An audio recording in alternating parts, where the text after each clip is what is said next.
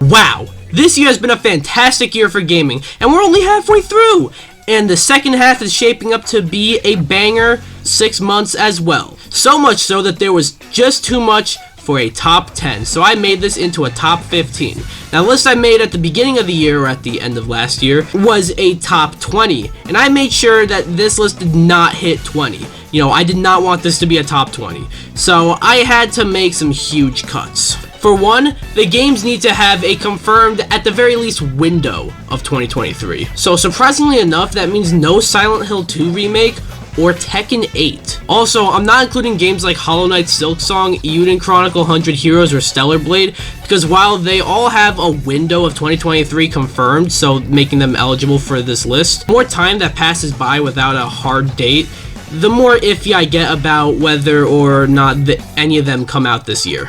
Lastly, usually I allow remakes on lists like this if they are different enough, but this time, no remakes, remasters, ports, collections, or re-releases of any kind. It pains me to do this, but that means no Alone in the Dark remake and no Super Mario RPG.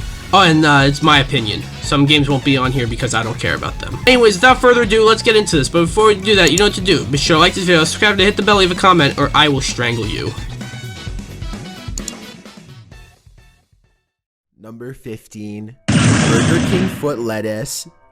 The last thing you'd want in your Burger King burger is someone's foot fungus, but as it turns out, that might be what you get. I consider myself a wrestling fan, but the recent wrestling games, whether it be the WWE 2K games or the recent AEW Fight Forever, I don't know, they haven't really pulled me in. You know, I thought that they were, I thought I was sold on Fight Forever, but I just didn't buy it, and then I heard some mixed reviews, so I really am not sold on it now. However, WrestleQuest seems like a wrestling game that I never knew I wanted. WrestleQuest is an indie game taking many classic wrestlers from the 80s and 90s of wrestling to mix RPG elements with wrestling. I don't quite know what to expect from WrestleQuest, to be honest, but I'm excited to play it as it comes out for the Xbox Series, Xbox One, PS4, PS5, Switch, and PC on August 8th.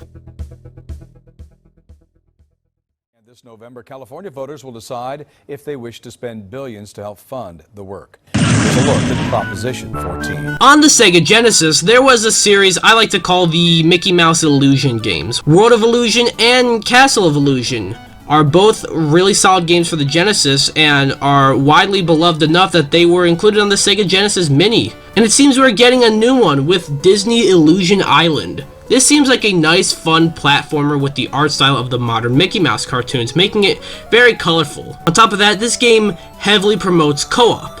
You can get 3 of your friends to play through this game as Mickey, Minnie, Donald, and Goofy, and the early impressions coming out of Summer Games Fest make me even more excited. I'm stoked for Disney Illusion Island as it comes out as a Switch exclusive on July 28th.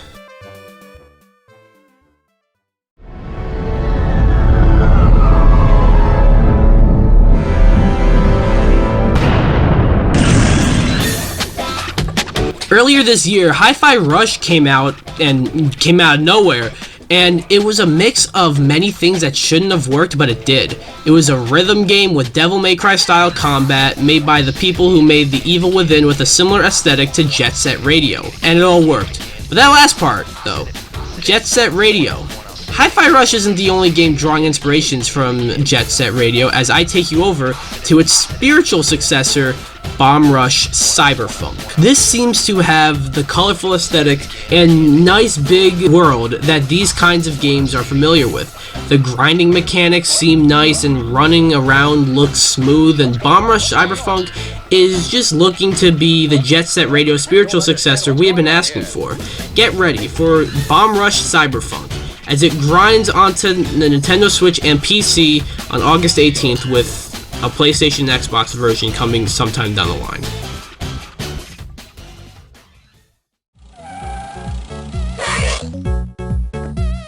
Into the heat of battle. Go for it.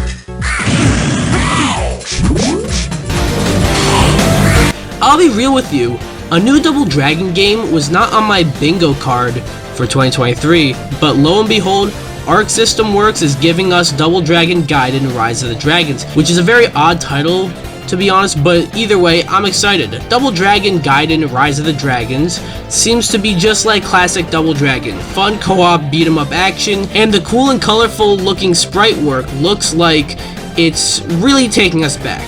Double Dragon games lately have been rather hit or miss, but because of recent side-scrolling beat-em-ups like Streets of Rage 4 and TMNT Shredder's Revenge, I have high hopes for Double Dragon Gaiden Rise of the Dragons, as it comes out for PC, PS4, PS5, Xbox One, Xbox Series, and Switch on July 27th. Wow, the day before Disney Illusion Island. Number 11. Your father will die. Every now and then, I don't know about you, but I see a game that aesthetically alone sells me on it. And for me, the Plucky Squire is one of those. The Plucky Squire seems to be doing something that I can't really say I have ever seen really that many other games do, if any, really, with its aesthetic, and that is have most of the game be controlled in pages of a book. That is very interesting, and I'm super curious to see how that plays. Then you throw that in with the ability to leave the book and run around like the desk, you know, seeming similar to A Link Between Worlds with its ability to become like paper and go on walls and become normal. And the Plucky Squire is looking like a very unique game that I'm interested in playing as it drops on PC, PS5, Xbox Series, and Switch sometime this year. Let's hope we can get a release date soon. I wanted to give to you, the last part of your notes here, the significance spiritually of the number 10 in the Bible. I'm gonna be real with you guys. I didn't play Forza until just recently when I got my Xbox Series X and played Forza Horizon 5, and it is solid. But that is just one Forza series, as we are getting a new game in the other Forza series, Forza Motorsport 8, or just Forza Motorsport as it's titled for some reason, but color me excited. Visually, Forza Motorsport looks absolutely stunning, and the racing looks nice and smooth, and most of all, fun. Not to mention the many car customization options, and you got what might be Xbox's last scheduled exclusive for the year, but this, along with one other game I'll get to later, should wipe off the shit stain that was Redfall earlier this year. I'm excited for Forza Motorsport as it drops on PC and Xbox Series along with Game Pass Day 1 on October 10th.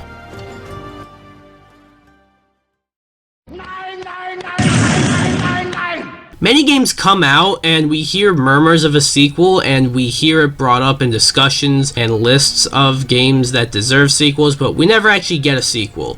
And then maybe sometimes we'll hear that there was a sequel in development, but it gets canceled.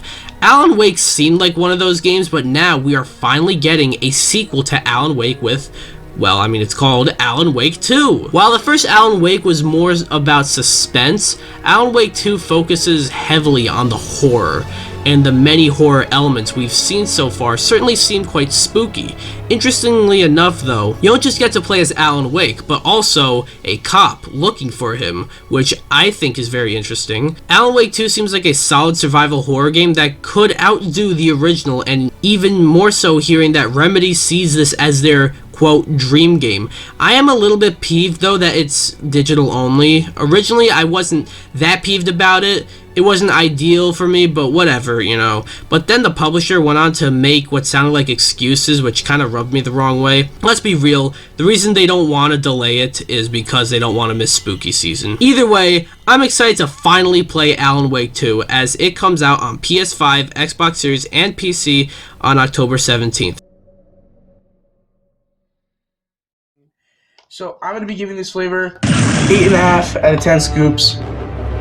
So let's take the story of Pinocchio and make it into a Souls-like action RPG with the aesthetic seeming like a mix between Bloodborne and Bioshock. You get Lies of P. Bizarre title aside, Lies of P looks absolutely incredible, right down to the aesthetic and combat and upgrades you seem to get along the way. I've also yet to play the demo, but from what I've heard, it seems like your usual tough Soulsborne game, but it also seems very popular as it was apparently a really big hit.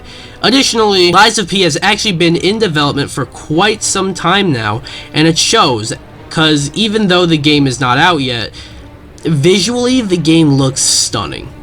I cannot wait to probably get my ass kicked when I play Lies of P, as it drops on PS4, PS5, Xbox One, Xbox Series, and PC, along with dropping on Game Pass day 1 on September 19th. 36. Very close, but that's not it. Let's go to Gary the Retard. What number between 2 and 4? 7. Let me be real with you guys. I never played Armored Core before, and when Armored Core 6 Fires of Rubicon was announced at the Game Awards, I noticed a good amount of people were really excited, but I was kind of just like, okay. But after seeing the gameplay for this game, me, as someone who did not give a flying fuck about this franchise before, and therefore this game, yeah, I'm right here with you.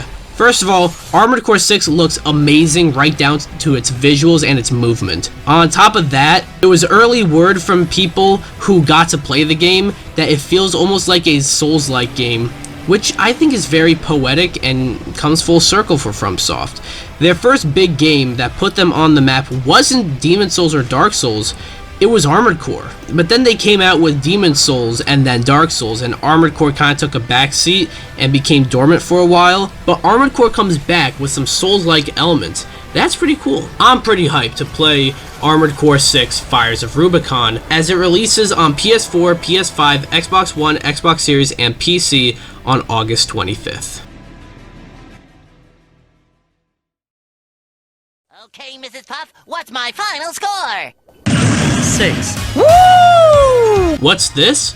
They just announced a new Sonic game, and I'm excited for it right off the bat? Hell yeah I am, with Sonic Superstars. First of all, Sonic Superstars is taking the franchise back to 2D, but also giving it a new aesthetic, which I think looks awesome. It looks like classic Sonic while also looking new. Not to mention, the fact that it's an up to 4-player co-op Sonic game, where you obviously get to play as Sonic, but also Tails, Knuckles, and Amy. That's really cool. It also seems like you can play through the whole game as any one of those characters, which I also really like. And in addition to that, Christian Whitehead is a part of this game, and bringing some of the physics from the acclaimed Sonic Mania over to Superstars, and having many new zones in the game, and none of them being Green Hill Zone. I cannot wait to play Sonic Superstars as it speeds onto Switch, PS4, PS5, Xbox One, Xbox Series, and PC sometime this fall, but it's all but confirmed to be coming out on October 17th, the same day as Alan Wake 2, and 3 days before 2 other games I'll get to later.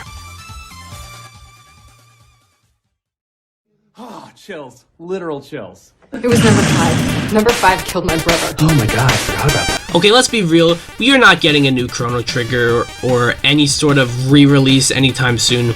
Despite that leak recently, I'm starting to think it's not happening. But honestly, I think I'm content with that because Sea of Stars seems to be scratching that itch for me. What can I say? Sea of Stars looks absolutely incredible. This game is being made by the same people who made The Messenger, one of my personal favorite games of the year it came out, and also has some stacked music talent, which you can tell simply by watching the trailers. Not to mention the character designs and just how colorful the game's aesthetic is, and how apparently good the demo is. I have yet to play it myself, but the fact of the matter is I cannot wait to play Sea of Stars as it drops on Switch, PC, PS4, PS5, Xbox One, and Xbox Series, along with Game Pass Day 1 on August 29th.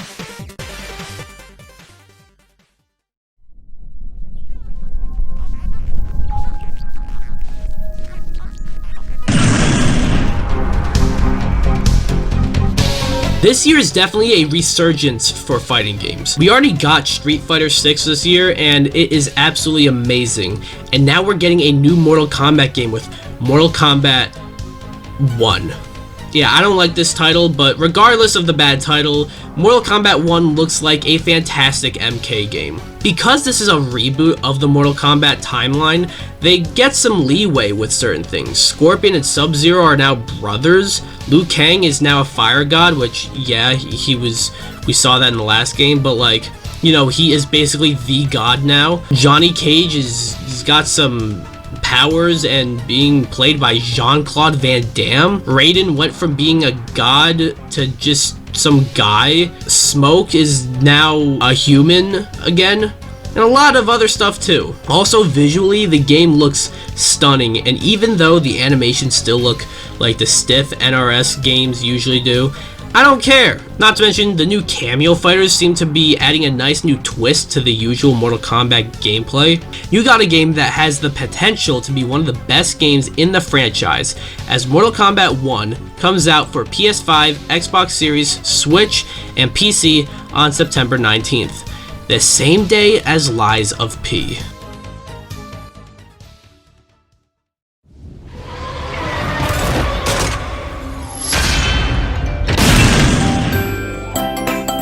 Want to hear something very old? New Super Mario Bros.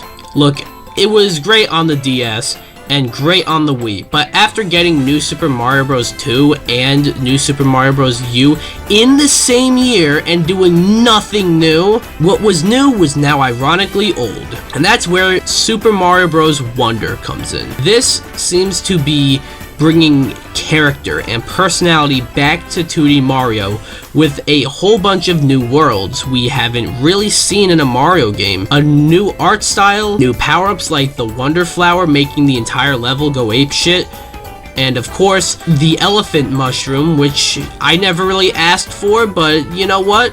Pretty cool. Not to mention the co-op in the game, and the many playable characters. I mean, you get to play as Mario, of course, Luigi, of course, Yellow Toad, Peach, and Daisy. And in some way, you also get to play as Yoshi, but we don't really know how exactly. But in some way, you get to play as him, which is really cool. Super Mario Bros. Wonder seems like a weird and wacky 2D Mario platformer, which is something we haven't gotten in a very long time. So it's long overdue and will drop on Nintendo Switch on October 20th.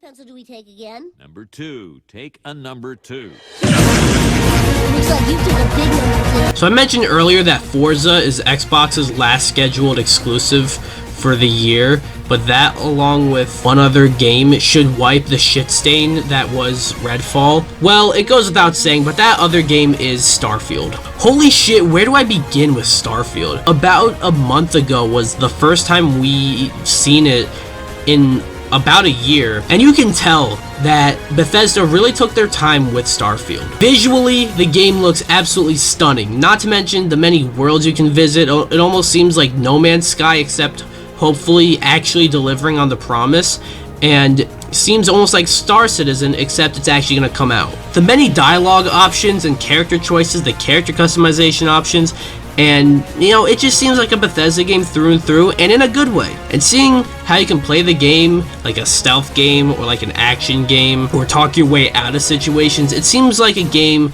you play however you'd like. There's a lot of writing on Starfield, but I'm stoked to play it as it comes out for Xbox Series and PC along with Game Pass Day 1 on September 6th. And yeah, despite this being a top 15, there are still some honorable mentions, so let's take a look at them.